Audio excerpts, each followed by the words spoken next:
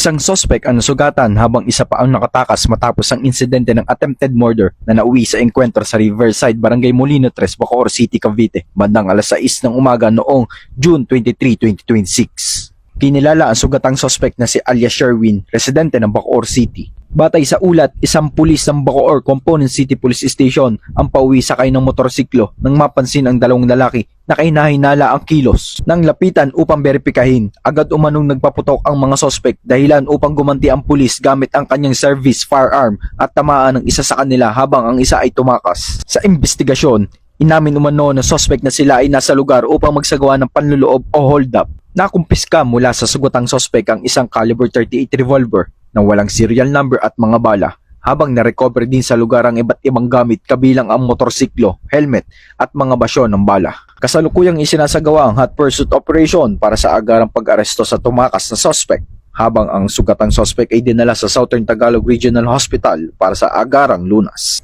Mula dito sa Cavite Police Provincial Public Information Office, ako ang inyong PNN correspondent, Patrolman Emerson Nabido, alagad ng batas, tagataguyod ng balitang pulis, bagong PNP para sa bagong Pilipinas, serbisyong mabilis, tapat at nararamdaman.